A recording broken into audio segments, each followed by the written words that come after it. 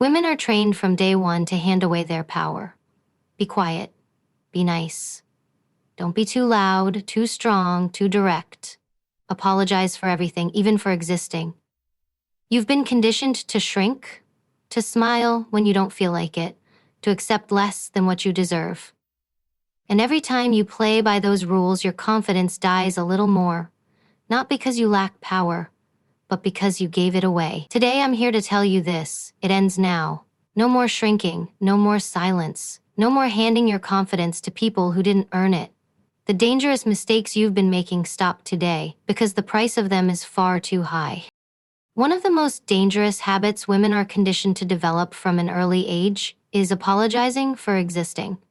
It's subtle, it's quiet, and it's everywhere. You say sorry when you bump into someone, even if they bumped into you. You whisper sorry before asking a question in a meeting, as though your voice is an interruption instead of a contribution. You excuse yourself for needing space, for needing time, for simply being present. And this constant cycle of apology does more than soften your tone, it strips away your confidence, piece by piece, until you start to believe that your presence is a problem to be excused. Think about it. When was the last time you said sorry when you weren't actually at fault? Probably today, probably multiple times. And the truth is, most of the time when women apologize, they're not apologizing for mistakes. They're apologizing for being. Society has trained women to make themselves smaller, quieter, less noticeable. The apology is a signal. It says, I don't want to bother you. I don't want to take up space. I don't want to be seen as too much. And every time you give that signal, you teach the world and yourself that your presence comes with conditions. Confidence cannot survive in a body that keeps asking permission to exist. When you default to apologies, you weaken your authority. People stop hearing your strength because you dilute it with disclaimers. And worse, you start to view yourself as less deserving of space, less deserving of attention, less deserving of respect. You become a background player in your own life story. Here's the hard truth. Apologizing for existing is not humility, it is self-erasure.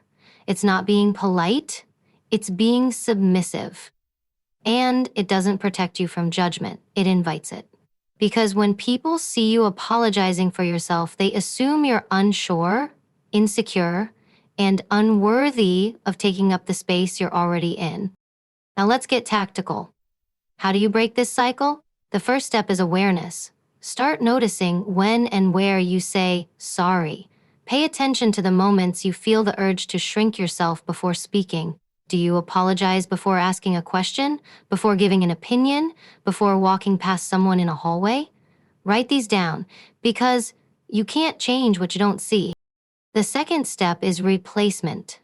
Instead of saying sorry, reframe your language to project confidence and gratitude. For example, instead of sorry for bothering you, say thank you for your time. Instead of sorry I'm late, say thank you for waiting. Instead of sorry I just wanted to add, say I'd like to add this point. Do you feel the difference? One weakens you, the other strengthens you. One makes you small, the other anchors you. When you replace unnecessary apologies with powerful alternatives, you teach both yourself and others that your voice has weight, your time has value, and your presence is not negotiable. The third step is body language. Because confidence is not just in the words, it's in how you deliver them. Stand tall, shoulders back, eye contact locked. Don't apologize with your body by folding into yourself, lowering your gaze, or shrinking your gestures. The way you hold yourself should say, I deserve to be here. Because you do. Here's a real-world scenario. A woman walks into a boardroom, already nervous about giving her presentation. She starts with, sorry if this is a bit long, or sorry, I'm not great at public speaking. What happens next? She loses the room before she even begins. She trained her audience not to take her seriously because she announced her presence as a problem. Now imagine the same woman walking in and saying, thank you for the opportunity to share this with you. Same person, same presentation, but the second version sets a tone of authority. She isn't apologizing for existing, she's owning the room. And let me be clear, this doesn't mean you should never apologize. Accountability matters. If you hurt someone, if you make a mistake, own it and apologize sincerely. But there's a difference between apologizing for a wrong action and apologizing for your existence. One builds respect, the other destroys it. Confidence is not about being flawless, it's about refusing to diminish yourself. And the next time you catch yourself saying sorry when there's nothing to be sorry for, stop, replace it, reclaim it, because every unnecessary apology you cut out of your vocabulary is one brick removed from the wall that's been caging your power. You are not here to shrink. You are not here to ask permission. You are not here to apologize for breathing, speaking, or taking up space. You are here to lead, to contribute, to stand in your full strength. And the moment you stop apologizing for existing, you start commanding the respect and confidence that were already yours to begin with. One of the most dangerous mistakes women make, the one that quietly eats away at confidence, is seeking approval. It's sneaky, it feels normal, it feels harmless, but make no mistake, chasing validation is one of the fastest ways to lose authority, power, and respect. Here's the truth. When you need other people's approval to feel good about yourself, you put your confidence in their hands. And people, let's be honest, are unpredictable. One day they'll cheer you on, the next they'll tear you down. If your sense of worth depends on applause, then every moment of silence feels like rejection. And you cannot lead, command, or thrive when your confidence swings like a pendulum based on someone else's mood. Think about it. How often do you second-guess yourself because you're worried about what others will think? How many times have you watered down your ideas in a meeting because you wanted to be liked, not challenged? How many times have you changed your clothes, your tone, your personality, just to fit someone else's expectations? Every time you do, you hand over a piece of your power. You trade authority for approval. And the cost is always your confidence. Women are conditioned to believe approval equals acceptance. From childhood, you're taught, smile so people like you, agree so people approve of you, don't be too loud, don't be too strong, don't upset anyone. You internalize that being approved of means being safe. But here's the wake-up call. Approval is not safety. It's a cage. And you cannot build unshakable confidence inside a cage. Let me give you a tactical example. Picture two women in the same workplace. One presents her ideas boldly, clearly, and unapologetically. Some people love her confidence. Others criticize her for being too direct. She knows that, but she doesn't care, because her validation comes from within. The second woman plays it safe. She softens her opinions, waits for permission, and adjusts herself to please the room. She gets smiles, nods, temporary approval. But in the long run, she's invisible. Which one commands respect? Which one owns the room? It's never the woman begging for approval. It's the one who refuses to need it. Here's the tactic. Instead of asking, do they like me? Start asking, do I respect me? Approval is external, respect is internal. And confidence only grows from the inside out. When you respect yourself, you don't beg for validation. You don't need every hand clap to confirm your worth. You walk into rooms knowing your presence alone is authority. Another tactic, get comfortable with disapproval. That's right, be okay with not being liked. You cannot be confident and universally liked at the same time. Strong women polarize, they disrupt, they ruffle feathers. Confidence, by its nature, is uncomfortable for people who thrive on conformity. If you spend your life trying to be liked by everyone, you'll never be respected by anyone. And here's the psychological trap. When you chase approval, you also make yourself easy to manipulate.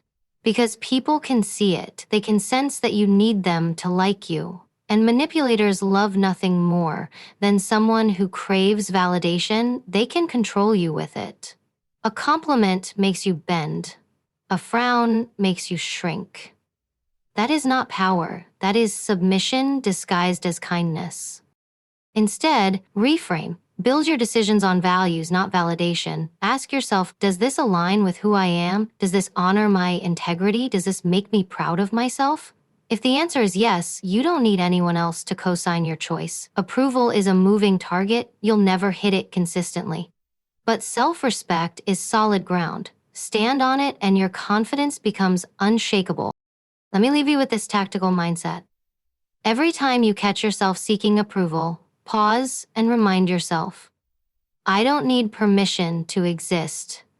I don't need applause to be worthy. I validate myself. And then act accordingly. Speak with clarity, move with certainty, lead with authority. Because here's the bottom line. Approval is cheap. Confidence is priceless. The moment you stop chasing validation and start standing in your own authority, you become untouchable. People may love you, people may hate you, but none of it controls you. And that's when you're finally free. One of the most lethal mistakes women make, the kind that suffocates confidence before it even takes its first breath, is playing small. You've been told not to be too much, too loud, too smart, too ambitious, too confident. So what happens? You shrink. You cut off your own power at the knees before anyone else has the chance to. You downplay your accomplishments. You hide your ideas. You silence your voice. And the world applauds, not because they respect you, but because you're easier to ignore when you're invisible.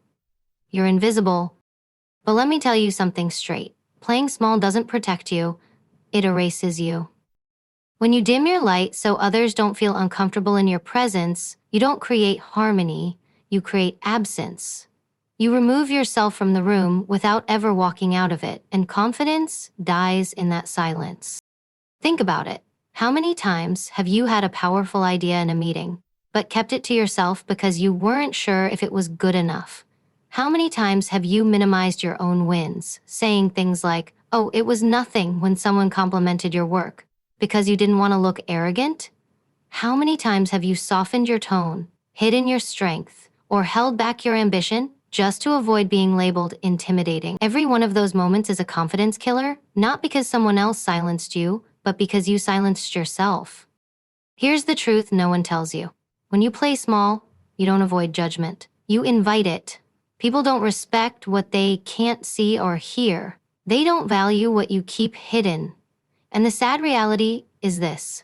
While you're busy shrinking yourself, someone else, often less qualified, less prepared, less deserving, is stepping into the spotlight you abandoned. Confidence is not built in hiding. It's built in exposure, in being seen, heard, challenged, and still standing tall. You cannot develop authority if you refuse to show up with it. Now let's get tactical. How do you stop playing small? Step 1, own your voice. Stop prefacing your ideas with disclaimers like, "This might sound silly, but," or "I'm not sure if this makes sense, but." That language kills authority before it even leaves your mouth. Instead, state your ideas with clarity and strength. "Here's my perspective," or "I see it this way." Authority begins in the way you deliver yourself. Step 2, stop minimizing your achievements. When someone compliments you, don't deflect it, don't dilute it, don't hand it away. If you worked hard, own it. When someone says, "That was an incredible job," respond with, "Thank you, I put a lot of effort into it." That's not arrogance, that's self-respect. Step 3, take up physical space. Playing small is not only verbal, it's physical. How often do you fold yourself up in chairs, cross your arms, or shrink into corners? Stop apologizing with your body. Sit like you belong at the table. Stand tall when you speak. Claim space unapologetically because your presence matters as much as your words. And here's the mindset shift. People may call you arrogant when you stop playing small. They may call you intimidating, bossy, difficult. Let them. Those labels are not a reflection of you. They're a reflection of their discomfort with your confidence. And your job is not to manage their comfort. Your job is to step fully into your strength. Let me give you a real-world example. Think about the women who inspire you most. The leaders, the pioneers, the fighters. Do you admire them because they were quiet, humble, and invisible? No, you admire them because they were bold, because they took up space, because they refused to play small. And the truth is, you're no different. The same strength lives inside you, but you suffocate it every time you choose silence over presence. So here's your tactical challenge. The next time you feel yourself shrinking, hesitating to speak, downplaying your contribution, folding into yourself, catch it. Stop it. And do the opposite. Speak the idea, stand tall, own your win, refuse to dim your light. Because every time you step into your full presence, you send a message to yourself and to the world. I am here and I am not going anywhere. Confidence is not about being liked. It's about being seen. And you cannot be seen if you keep playing small. The world does not need a watered-down version of you. It needs the full force of who you are. Stop hiding, stop shrinking, stop apologizing for your brilliance.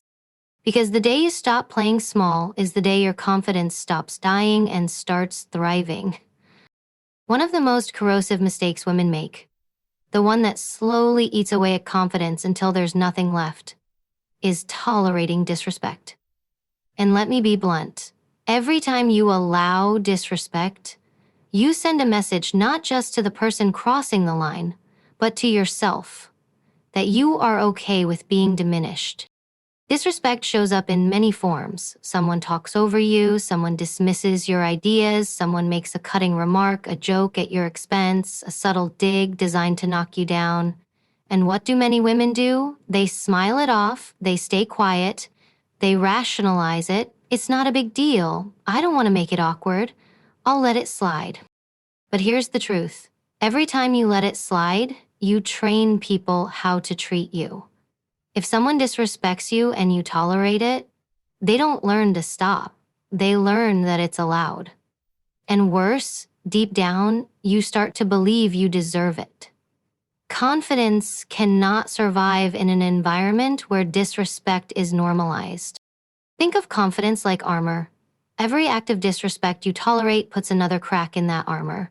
The dismissive comments, the constant interruptions, the backhanded compliments, the manipulative silence. Every single one chips away at your strength, until one day, you're standing unprotected, wondering why you no longer feel powerful. Here's the harsh reality. People treat you based on what you allow. And if you let someone cross your boundaries once, they'll do it again. If you stay silent when they dismiss you, they'll dismiss you again. If you laugh off the disrespect, they'll keep disrespecting you. Tolerating it doesn't keep the peace.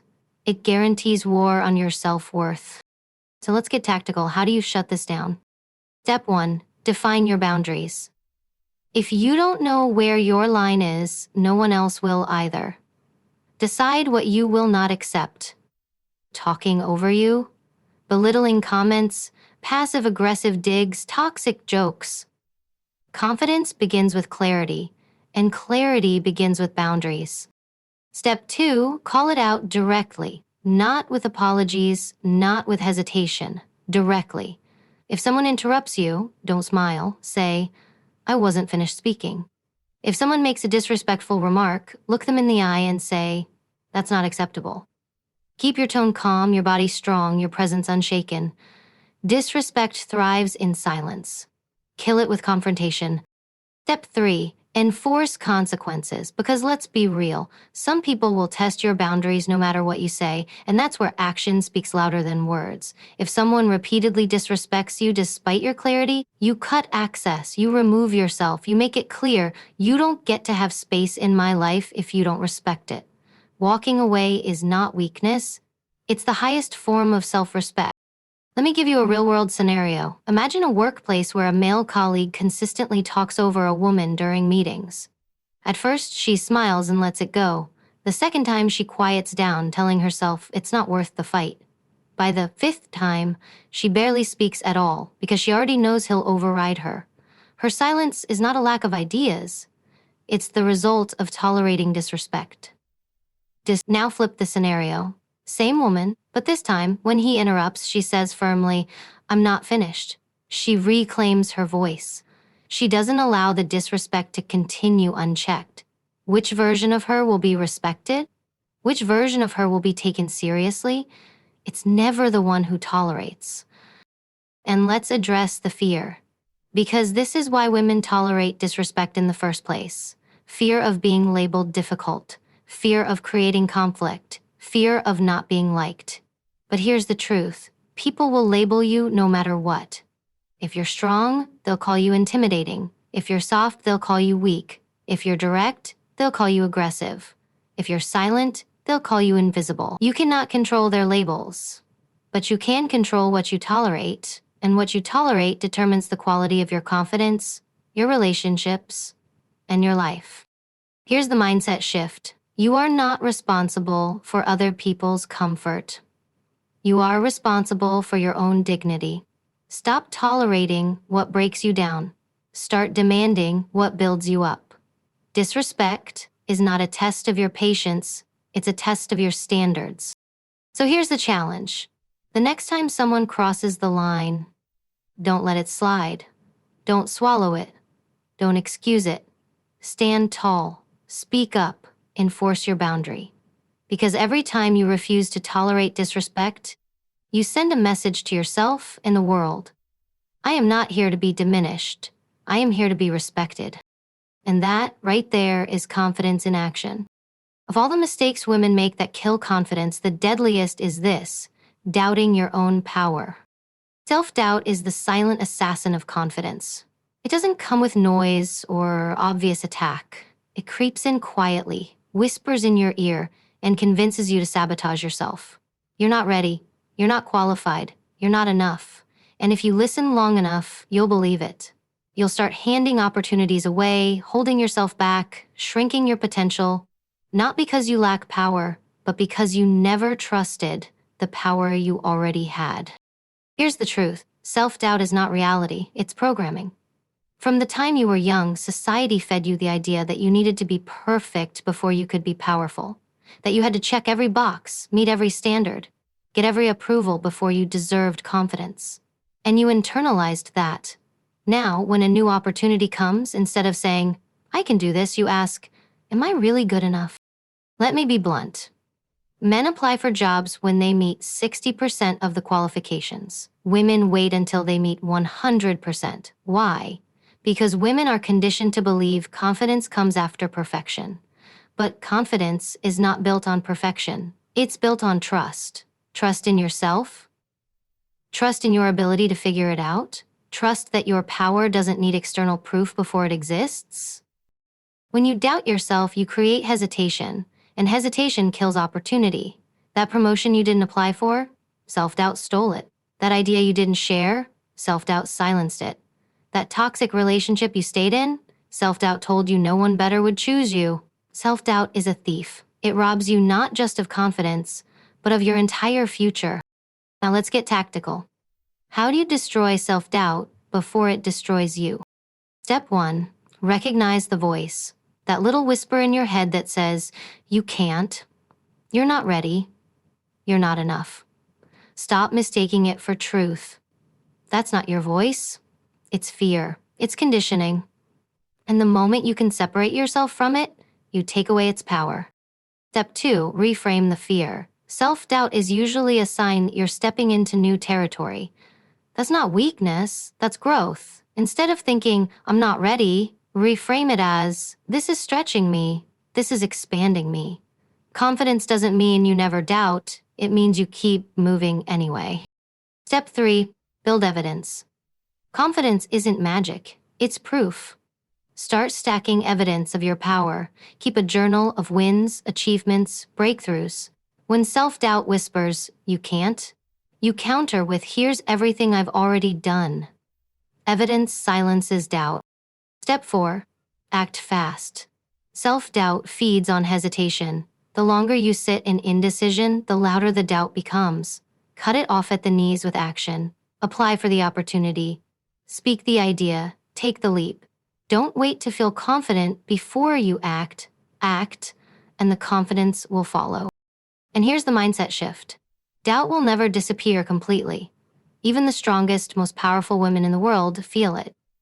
The difference is they don't obey it. They hear it, and they move anyway. Confidence is not the absence of doubt.